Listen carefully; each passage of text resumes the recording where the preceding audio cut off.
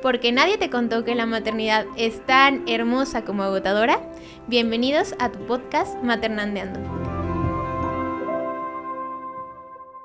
El día de hoy estamos con una invitada de honor. Ella es Lourdes López, es comunicóloga de profesión, pero tuvo un evento en su vida que la ha hecho buscar muchas más alternativas de estudio y ahora actualmente es una mujer grandiosa, empoderada y que nos vino a platicar y a contar su historia. Bienvenida, Lourdes. Hola, Eli. Buenas tardes. Gracias. Buenas tardes. Lourdes, voy a comenzar con lo que comenzamos en este podcast, que es como la maternidad. Platícanos un poquito, ¿cómo comienza tu embarazo? Bueno, yo empecé por una maternidad diferente porque en un inicio no me podía embarazar.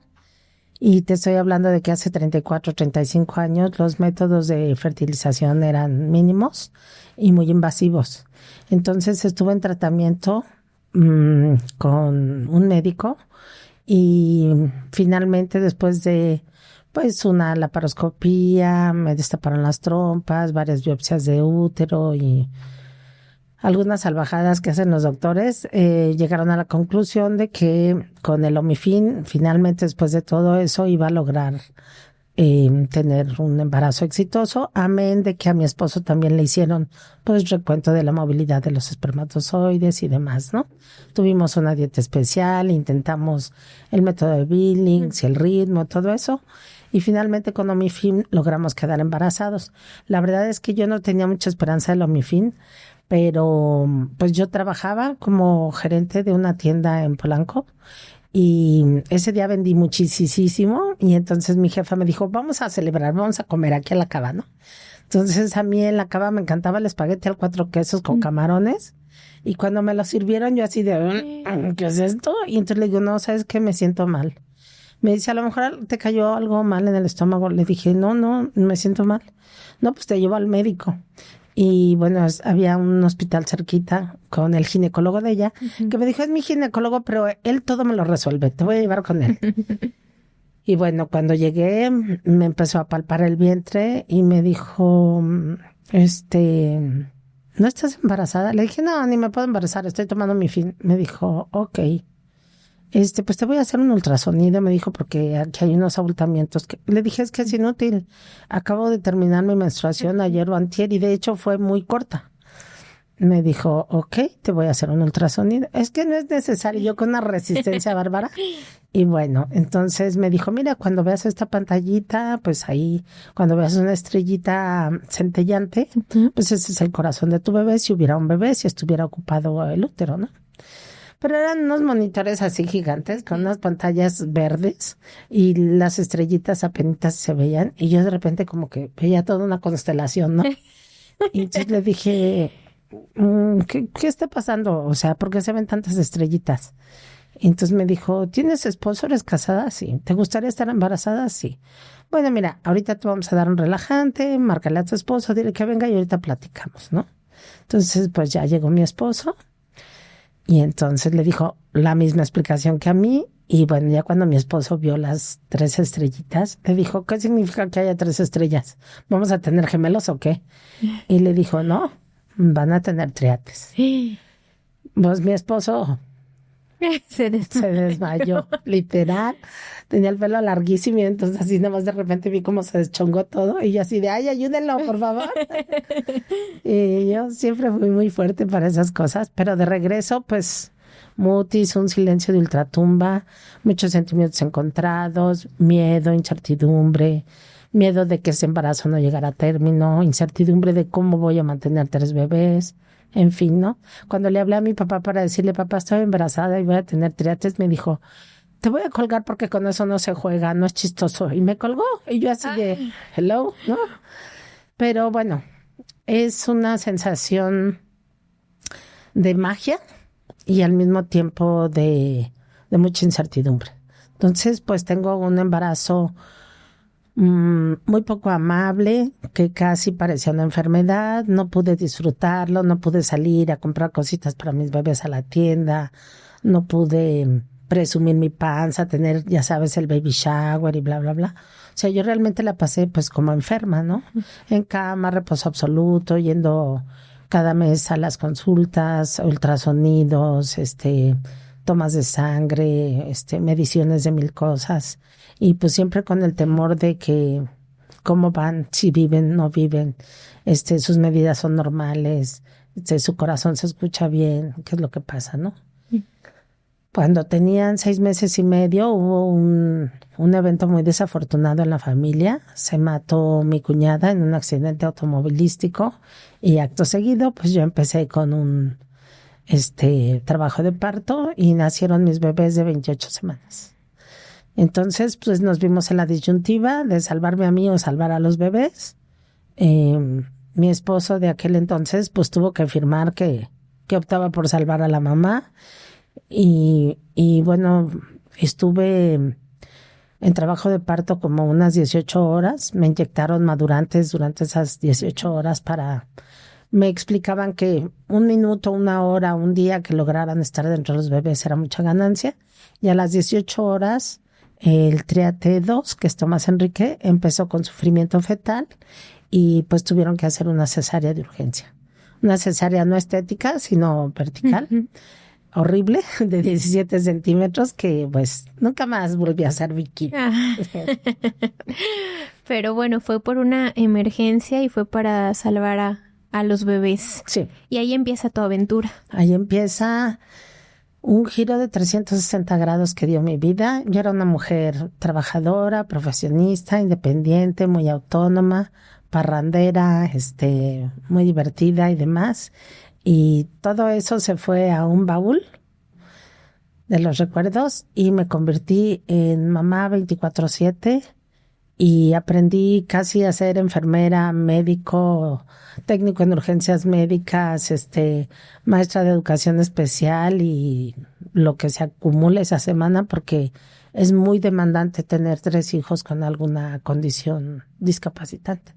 ¿Cuándo estuvieron en USIN tus bebés? Ay, esa es una pregunta muy compleja, pero José Enrique, Tomás Enrique y Elisa nacieron en ese orden, por eso los menciono así. Elisa fue la más fuerte siempre.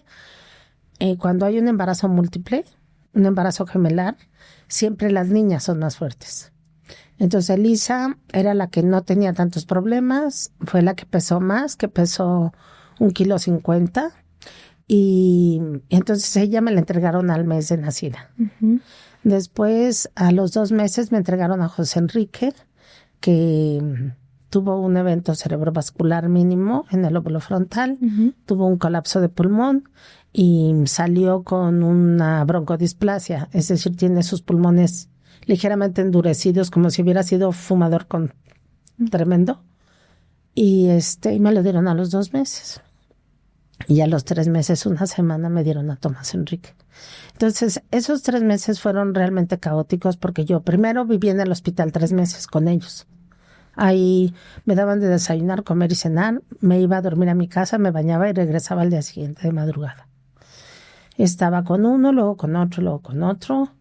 Y me daban pues muchas indicaciones de cómo alimentarlos, de cómo hacer plan canguro, en donde te desnudas y te los pones en contacto piel con piel. A veces iba mi mamá, mi papá, mi esposo, etcétera. Perdón. Pero cuando ya se llevaron a Elisa, pues mi mamá se fue a mi casa y tenía a Elisa. Uh-huh. Y cuando ya se llevaron a José Enrique, pues mi mamá y mi suegra estaban en mi casa. Y luego ya cuando se llevaron a los 3, pues ya mi suegra se fue a Cancún. Se quedó mi mamá y ya como a los 5 meses mi mamá me dijo, mijita, pues yo también tengo vida y están tus hermanos y pues ya me voy. Y llegó a mi vida una gran mujer que le mando besos hasta el cielo en esa infinidad en la que se encuentre. Que Silvia fue mi nana, fue mi compañera de vida durante 7 años y medio y con ella crecieron mis hijos y conmigo porque pues yo tenía que ir a muchas consultas médicas, al audiólogo, al neurólogo, al cardiólogo, al paidopsiquiatra, al paidopsicólogo y con la chica de estimulación temprana, pues a todos los servicios porque mis hijos nacieron en el hospital de perinatología en la Ciudad de México. Y cuando tú tienes un embarazo de alto riesgo y es gemelaria, es múltiple, te comprometes a durante los primeros 5 años estar yendo a todos los chequeos porque ellos llevan un récord del desarrollo de los niños y del desarrollo de la mamá para pues poder ayudar a futuros. Por eso ahora a los triates de hoy les va muy bien, Sí, gracias a nuestro sufrimiento. Platícanos después. Ya tienes a tus 3 chiquitos. ¿En qué momento te das cuenta o te platican que Tomás tiene una discapacidad múltiple? Bueno, cuando me van entregando los triates, primero me dicen que Lisa tiene una condición difícil en el oído, que pues que hay que tener mucho cuidado porque tiene muy pequeñitos los orificios y no ventila bien en el oído.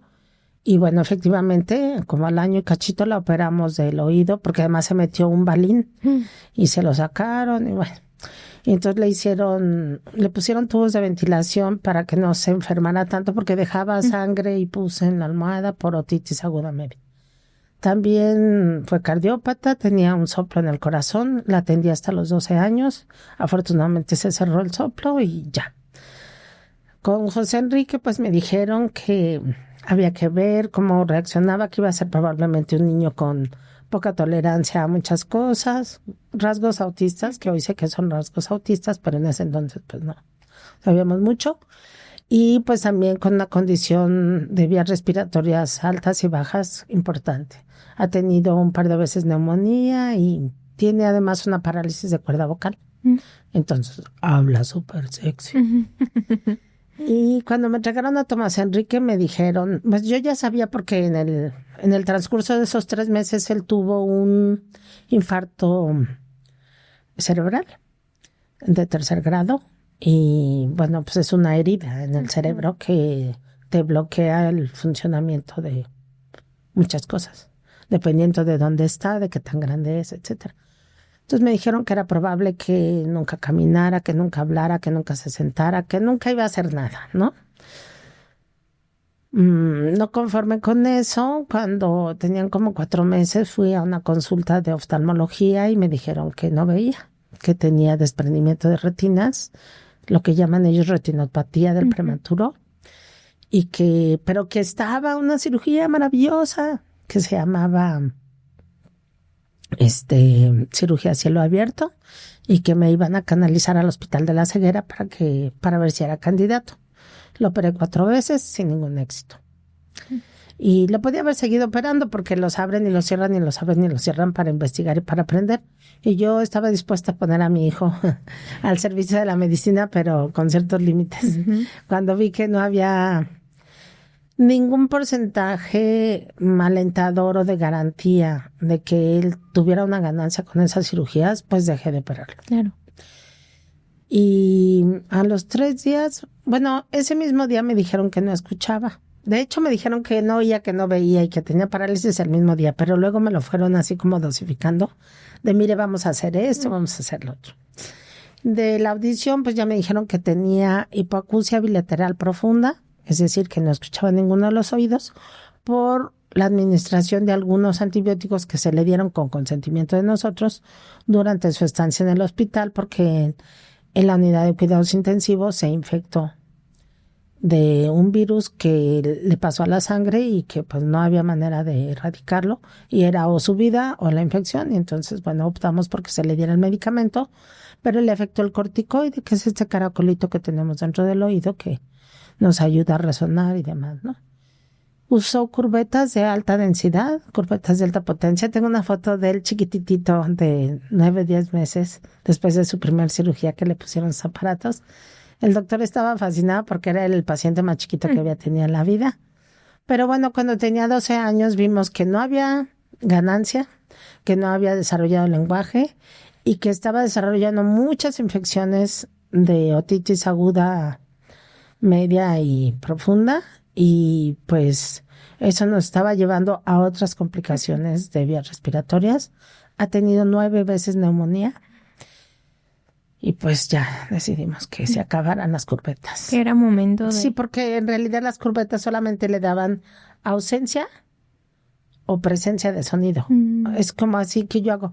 Psss, y cuando no tienes curvetas... no oyes nada, pero en realidad no decodificas nada, no hay el lenguaje. Ni hubiera podido haber el lenguaje. Y de ahí comienzas tú cuéntanos de dónde, cómo iniciaste a estudiar y a especializarte para poder ayudar no solo a tu hijo, sino a los niños en este camino, en este nuevo camino que se redirecciona para los papás que empiezan a vivir con un chiquito con alguna discapacidad. Bueno, yo tuve la fortuna, y digo que fue fortuna, de que no existía nada para sordoceguera en México. Entonces, cuando yo fui al Instituto Nacional de Audiología, me dijeron, todas las terapias de audición son visuales.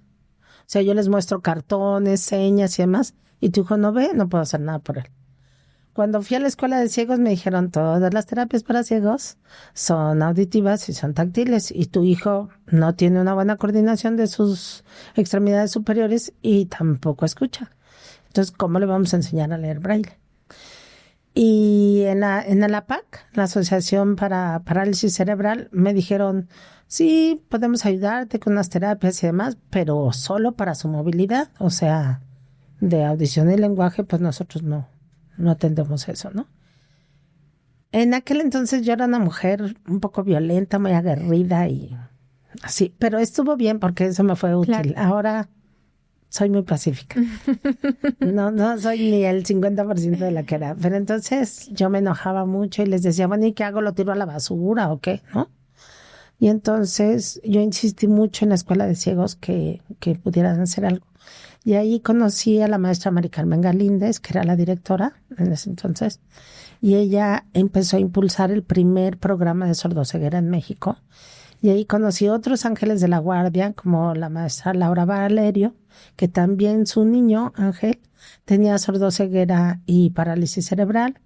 Y otras personas como la maestra Laura Sánchez, que fue maestra de Tomás. Y el ángel de la guardia más grande que me han puesto en el camino fue Ivette Gallegos, que fue una maestra no solamente muy comprometida con Tomás Enrique, sino que en lo personal a mí me ayudó mucho para que yo aprendiera sobre Tomás Enrique, aprendiera sobre sordoceguera, y este liderazgo que yo tengo, que es natural, esta capacidad de comunicar y de hacer, que yo pudiera transmitírsela a otras mamás y que ellas también supieran cómo luchar por los derechos de sus hijos. Y entonces así se inició el primer programa de sordoceguera en México en la Escuela de Ciegos de Coyoacán. Pero como las envidias son siempre muy tremendas, pues otras mamás que tenían solo niños ciegos se molestaban de que nosotros sí entrábamos y llevábamos comida especial y demás y nos corrieron. Y entonces seguimos el proyecto primero en un jardín, en un parque, luego en una casa, luego en el consultorio de la maestra Laura y así. Hoy ese proyecto tuvo continuidad y es la Escuela para Sordociegos y Múltiple Discapacidad Ann Sullivan. Y ya tiene muchos años en la Ciudad de México, en el Estado de México está. Y bueno, por azares del destino y por el trabajo de mi esposo, nos vinimos a vivir a Irapuato. Y yo solamente puse 2 condiciones para venir a Irapuato. Yo estaba enojada con la vida. Y entonces yo le dije, pues si no hay escuela de ciegos no voy. Y me dijo, ¿hay escuela de ciegos en Irapuato? Le dije, sí, pues quiero saber de la escuela de ciegos. Uh-huh. En aquel entonces, pues cuál celular, cuál internet, ni nada. Claro. Y entonces me dijo, mira, yo te lo prometo, que hay una escuela de ciegos, ¿no? Y entonces me vine a vivir a Irapuato porque había escuela de ciegos. Le dije, ahí también quiero una beca para mis otros hijos porque están en una muy buena escuela aquí y quiero que estén en una muy buena escuela allá. Entonces en el Colegio Americano del Centro, la maestra Irma nos hizo favor de dar una beca para mis hijos. Enrique se quedó en primero y Elisa pasó a segundo, porque Enrique por su problema del habla, pues iba un poquito atrasado y además no tenían cupo para 2 niños en el mismo grado. Y entonces, bueno, eso fue bueno porque se estaban mimetizando. Yo cometí el error de vestirlos iguales. Mamá, no lo hagan. No lo hagan, mamás. Ellos tienen su propia personalidad, son seres diferentes. Entonces, José Enrique, cuando le sacaban sangre a él, decía ya, a mi hermana no, y a mi hermanito tampoco, porque él creía que estaban como unidos y que ya era suficiente con que lo picaran a él, ¿no? Entonces estuvo bien que lo separaran de grado y todo. Y entonces me vine a vivir a Irapuato y empecé a ir a la escuela de ciegos como voluntaria. Y el CIVI, que es el Centro Integral para Discapacidad Visual, en aquel entonces no sabía absolutamente nada de discapacidad múltiple ni de sordoceguera. Entonces yo entré como voluntaria, luego como maestra, abrí el primer grupo de sordociegos y luego me quedé como directora. Dale. O sea, fuiste creciendo y fuiste ampliando para que precisamente pudieran tratar este tipo de pequeñitos. Así es. ¿Qué cambios viste en la escuela ya a partir de que se empezó a implementar el poder apoyar a estos chiquitos? Pues se amplió mucho la población porque ninguna discapacidad viene sola. Entonces empezó a recibir a ciegos con un problema motor, a ciegos con un problema auditivo, a ciegos con un problema de lenguaje, a ciegos. Entonces, pues empezamos a tener muchísima más población. Y ahora me voy a regresar un poquito a Tomás. ¿Cómo se relacionan sus hermanos con Tomás? Pues como pueden. Ay, no, qué grosera, ¿no? Pues el sentido relevante de Tomás Enrique es el tacto. Uh-huh. De hecho, existe la lengua de señas para sordociegos, que es la lengua sobre el cuerpo. Tomás tiene noción de algunas señas y las usa, pero poco. Entonces, yo les digo que es papachoterapia, ¿no? Tomás Enrique conoce perfectamente bien a su hermano por la barba, y si se corta la barba, él le busca la barba. Se parecen mucho, son igual de delgados, entonces le toca los brazos. Elisa, bueno, pues tiene una relación muy emocional con Elisa. Tengo algunas fotografías que te voy a compartir, en donde Elisa le está dando un beso y demás, y él responde al beso y todo, ¿no? Elisa me ayudó mucho tiempo como a cuidarlo en el sentido de darle la medicina y demás. Y Enrique me ayudó mucho tiempo a cuidarlo de cárgalo, súbelo, bájalo, ponlo latina, quítalo de la silla. Lo cual, pobre de mi hijo, lo dejó agotado porque pues pesaban casi lo mismo y él lo tenía que movilizar. Yeah. Pero la relación que hoy tienen con él es muy de yo soy yo y él es él. Porque, como te comenté, hace 11 años, hace casi 12, Tomás Enrique tuvo que ir a vivir a una residencia porque yo no pude volver a cargarlo debido al tumor que me extirparon de la mama derecha. Platícanos ahora. De ahí voy a retomar el tema de que iniciaste como directora. Uh-huh. De ahí tú me contaste que estás dando cursos a nivel ya internacional y quiero saber cómo tú pudiste contactar con otros países para llevar este conocimiento más allá. Bueno, la verdad es que ellos me contactaron a mí. Más bien, ¿te contactaron? Mira. Bueno, yo, la directora administrativa del CIVI era Sara Cobos. Ella me dio la oportunidad de quedarme como directora académica y cuando ella se fue, se fusionaron las dos direcciones, que fue lo mejor, para que quedara solo una dirección, porque pues CIVI no es tan grande y no ameritaba dos direcciones. Cuando yo me quedo como directora, yo me estaba preparando porque yo me daba cuenta que faltaba educación sexual, entonces hice un diplomado en sexualidad educativa humanista, pero no estaba dirigido a personas con discapacidad. Uh-huh. Entonces hice un diplomado en lengua de señas y un diplomado en comunicación sensorial y así me fui preparando. Entonces como que conjunté todo lo que yo había aprendido y me empezaron a buscar, ¿no?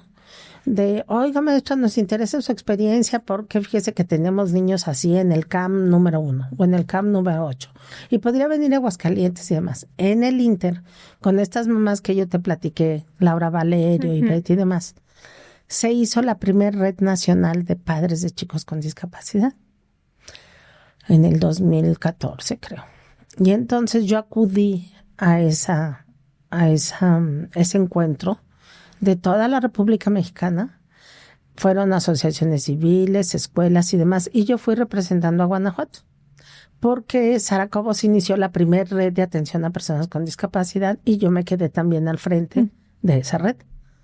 Entonces, cuando hicimos ese encuentro de padres, nos dimos cuenta que teníamos que hacer trabajo en red y compartir los logros de cada estado, los logros de cada grupo, entre los grupos, de tal manera que nos salía más barato que andar contratando cada quien por su cuenta. Entonces hacíamos encuentros regionales, estatales, municipales, y también empezamos a darnos cuenta de dónde estaban las fortalezas. Entonces, mi fortaleza era el trabajo con padres, el trabajo en educación sexual, el empoderamiento, la resiliencia. Esos eran mis fuertes. Entonces, me llamaban de todos los estados de la República cuando había encuentro de las redes.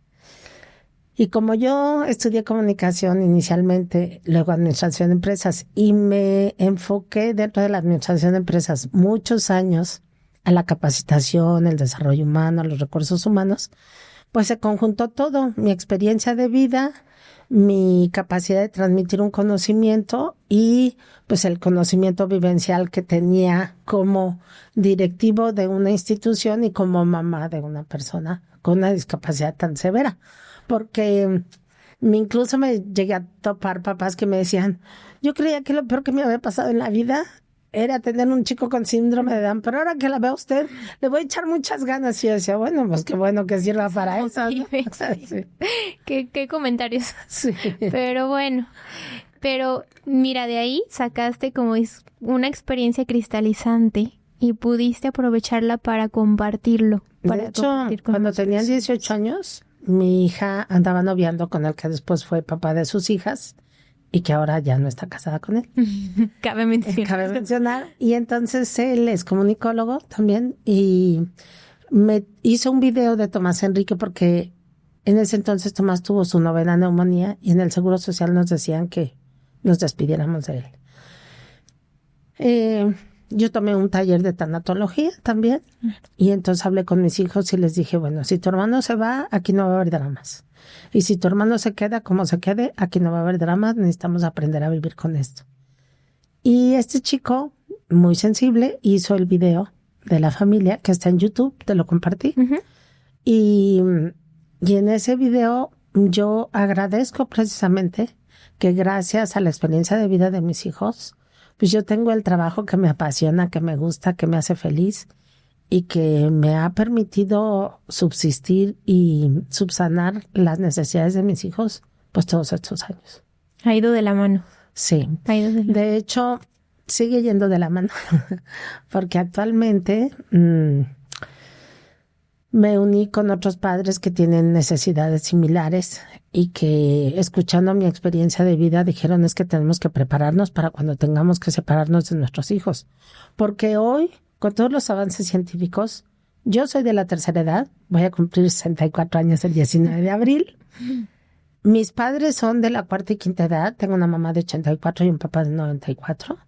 Mi hijo tiene 33 y lo más seguro es que yo me vaya. ¿Y qué va a pasar con Tomás? Claro. No le puedo delegar esa responsabilidad a Elisa, que tiene sus propias hijas, ni a Enrique, que tiene sus propios proyectos de vida. Ellos podrán ver, ¿no?, de manera colateral por su hermano, pero Claro. no es su responsabilidad. Claro. Entonces, diseñamos la primera residencia de personas con discapacidad en el estado de Guanajuato, que sería la primera residencia exclusivamente hecha para personas con discapacidad en la República Mexicana. Y eso está increíble, es un proyectazo porque justo lo que dices, o sea, esos pequeñitos o esos jóvenes adultos van a necesitar esos cuidados y que ustedes como papás tengan esa opción. De hecho, déjame contarte algo Sí, que tú vas a entender muy bien. Tú eres educadora de estimulación temprana. Tú sabes lo agotante, lo desgastante, lo cansado que es atender un bebé, con o sin discapacidad. Pero si tiene discapacidad, todo se triplica. En España existen las casas aire, las casas respiro, que tú puedes dejar a tu chico con discapacidad por un fin de semana y rascarte la panza, comer pizza, echarte el maratón de Netflix o dormirte todo el día o estar con tu pareja o llorar o lo que necesites para restablecerte y seguir adelante con ese proyecto. O tienes un viaje al que no lo puedes llevar, o tienes, qué sé yo, o te enfermaste. Como en mi caso, yo miles de veces me enfermé y no me cuidé, porque el cuidador cuida más al cuidado que a uno. De hecho, Marga Garfield es una mujer que está haciendo política pública muy importante ella está pugnando por los derechos de los cuidadores y las cuidadoras para que pues tengan un salario, tengan un reconocimiento, tengan una pensión, porque las mamás nos olvidamos de nosotros, o los papás, también hay papás, son menos, pero también hay papás. Y entonces, ¿qué va a pasar con tu futuro? Yo no tendría una pensión si no hubiera trabajado. Y no tengo una pensión tan alta como la que hubiera podido aspirar a tener, pues por lo mismo, porque Claro. yo me dedicaba más a mis trates que a mí. Entonces, cuando tú te descuidas por cuidar al otro, pues la residencia va a ser para ti, para el otro, si no lo atiendes. Así es. Entonces, tener un espacio profesional, confiable, seguro, especializado, donde tú puedas dejar a tu hijo por días, por horas, por momentos, o de manera permanente, ir a verlo con gusto y con energía y con amor para seguir adelante, también con tu vida, pues es un garbanzo de a libra. Y si hoy en México existe una resistencia para dejar a un adulto mayor en una residencia, pues con más razón existe resistencia para dejar un hijo menor. Pero cada vez nos tenemos que ir educando más, generando esta cultura del cuidado del cuidador y del cuidado, para que lo pongamos en manos de un profesional y que esto no signifique que estamos deslindándonos de la responsabilidad de nuestro hijo o que estamos renunciando a nuestra autoridad de mamá, ¿no? Claro. Yo a Tomás Enrique lo voy a ver, checo que desayuna, que come, le limo las uñas, le hago pedicure, me río con él, checo si está de buen humor, si le lavaron bien los dientes, cómo durmió, o sea, porque vive 8 minutos de mi casa. Y justo es lo que yo estaba pensando. Fíjate, a veces los cuidadores, por no cuidarse, se van antes que esos chicos, que los chicos con alguna discapacidad, porque necesitan su tiempo, su espacio, como dices, hasta no se piensa mucho en esto, pero hasta generar un futuro económico es importantísimo, porque ¿en dónde van a quedar ahora tu vida? ¿No? Tu vida como cuidador. No puedes renunciar a tu vida porque entonces quedas. Si tú te quedas vacío, ¿qué les vas a dar a ellos? Y así te viene un cáncer. Eso fue lo que me pasó a mí, ¿no? Porque el cáncer es una enfermedad del desamor. Yo dejé de amarme, dejé de cuidarme, dejé de atenderme, me olvidé de mí.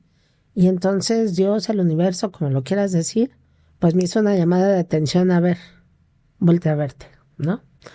Y yo agradezco mucho a mis hijos que me ayudaron a tomar esa decisión para poderme desprender de Tomás de una manera amorosa, pero también de una manera responsable, para que todos podamos seguir en contacto con él. Y agradezco a las residencias geriátricas que, sin ser centros especializados, pues me aceptaron a mi hijo y me permitieron pues enseñarles cómo atenderlo. Y ellos aprendieron cómo atenderlo. Así es. Y ahora platícanos de esta residencia que tú vas a abrir. Bueno, me tú gustaría junto. platicarlo, Sí, claro. si quieres, en una próxima Claro. oportunidad, porque todavía falta unos meses. Sí. Perfecto, no lo dejamos así para en unos meses tenerte que nos cuentes este proyecto, porque pues yo creo que muchos papás van a estar interesados y que también lo vean como una oportunidad para replantear su vida, no como una parte, porque yo siento que hay mucha culpa dentro de... Sí, de y también es una oportunidad para atender a tus otros hijos, Sí. para atender tu matrimonio y tu pareja, y para atenderte como persona, porque no puedes poner todos los huevos de la gallina en la misma canasta, porque el día que se te caiga esa canasta o se rompan esos huevos, te quedas sin nada. ¿Qué mensaje le quieres dejar a los papás y a las mamás que están a cargo de una persona, un hijo con alguna discapacidad y discapacidad múltiple? Pues lo primero que yo creo que es importante que sepan es que no están solos, que a mí me tocó picar piedra, pero que hoy hay redes de atención a la discapacidad, hay redes de padres con esta misma condición y que se acerquen a otros papás que viven esa misma condición para que con empatía y con conocimiento de causa les puedan compartir su experiencia y no se sientan perdidos.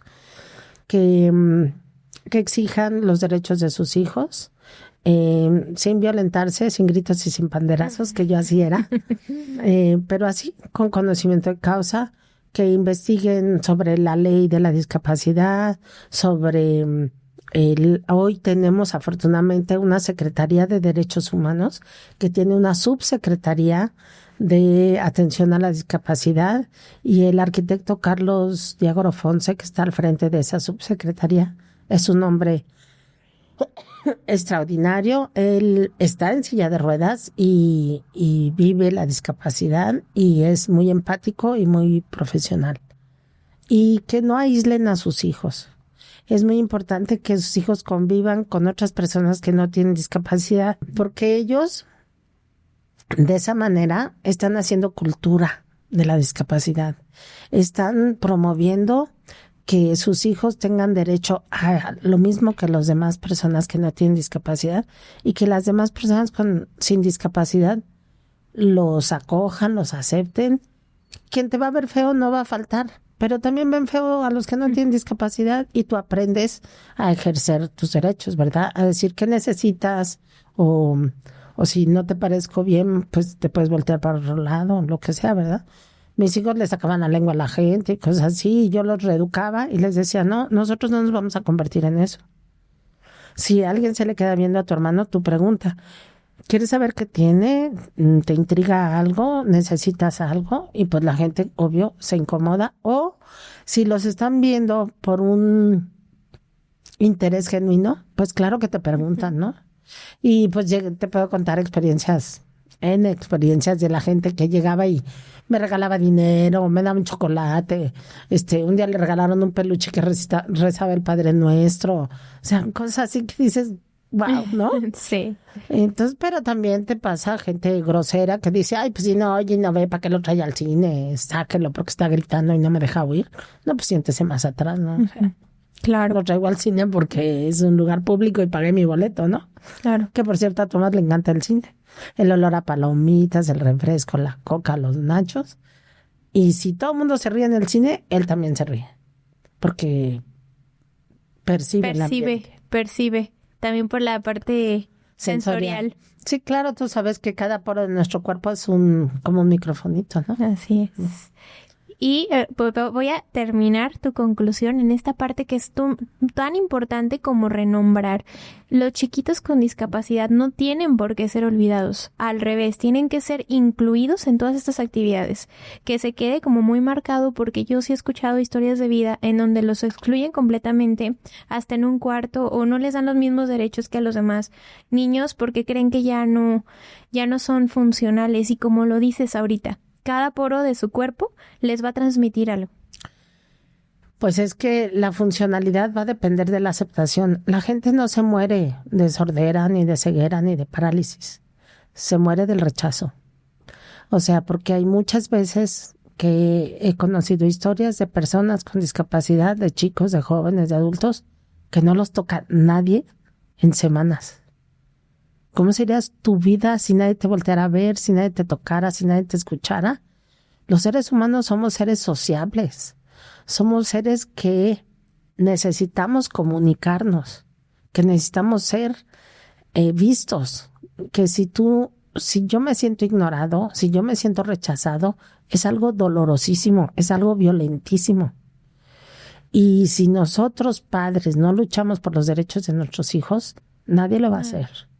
Si ellos pudieran exigir sus derechos, ya verías lo que nos dirían, ¿eh?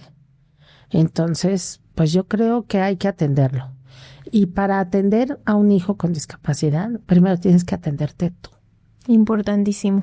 Yo hoy soy holoterapeuta de aceites esenciales de doTERRA y doy terapias de psicología breve y sistémica, que también me preparé en eso porque teníamos solo una psicóloga en la escuela de ciegos y había fila, ¿verdad? Todos los papás tenían problemas, todos los chicos querían asistir.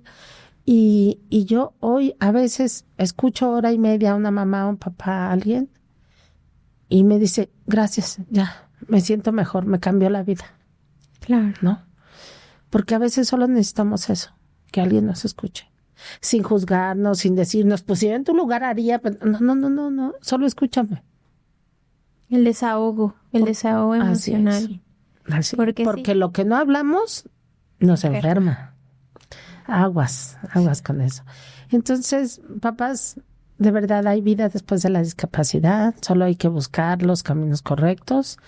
y las personas adecuadas que nos vayan poniendo piedritas en el camino, pero no para brincarlas, sino para apoyarnos. Para crecer juntos. No hay que tenerles lástima, la lástima los lastima, eso no es correcto, pero tampoco hay que sobreprotegerlos porque el que tengan discapacidad no los exime de ser chicos educados, chicos que se comporten, ¿no? Yo años no podía ir a ningún lado porque Tomás Enrique jalaba los manteles, rompía las vajillas, se alteraba, o sea, horrible.